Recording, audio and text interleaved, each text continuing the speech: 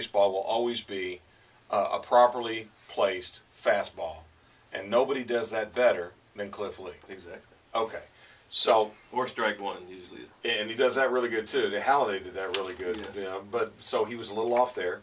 And then, Eric's second point about the Michael Young, okay, and the Rangers committed 4 errors last night. That's unusual, too. But Michael, that first one Michael made, that was the kicker. I mean, if he makes that play, 1 out, nobody on, yep.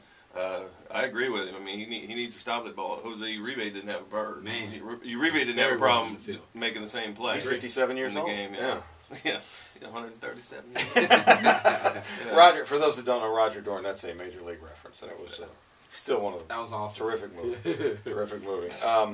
So, yeah, I mean, the number inside the number, I mean, we're coming up to the top of the hour, and we'll dive in full-fledged, but, I mean, just your surface observations of the game last night. A lot of nerves. A lot of nerves on both sides. Yeah, I mean, Lincecum, what was he doing in that inning? He ran Michael Young back to third. That was awesome. Don't you think? I mean, I think peripherally he saw the guy break for third, and he thought that was a Rangers Exactly. player. He didn't know. He thought the bases were loaded, and if he ran him back, if the bases were loaded or whatever, he could have just gone home. I don't know what he was thinking. I don't think. And if you watched him afterwards, he just looked up in the air like, "Wow, I need to take a deep breath here." What was in your pregame meal? That was awesome. I love Timmy it. Dim. Yeah. First play I talked about this morning when I came in. That was the first But play. again, because I do, if that's accurate, and he had thought that it was a Rangers player, then obviously there was going to be 2 Texas players standing on third. He was just going to touch one of them. That was it.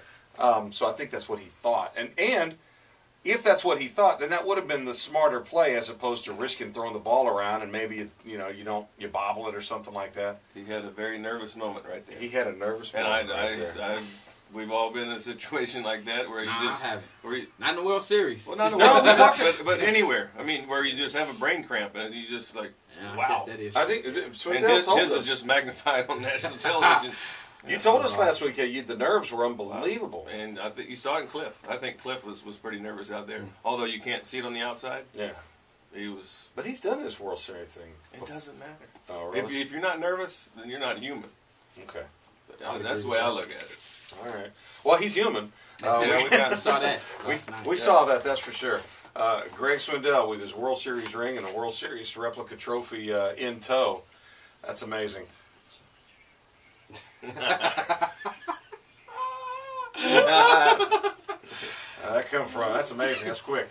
All right, so we got a lot of stuff to talk about. Hey, real quick as we go to the top here, I want to mention something very important to us here at AM 1300 The Zone. The Susan G. Komen Race for the Cure. You've probably heard about it by now. That's coming up next Sunday. Not this Sunday, next Sunday, November 7th. Are you in it? I'm in it. And Greg Swindell is in it. And the money raised at the race funds breast cancer services for 12 local healthcare organizations.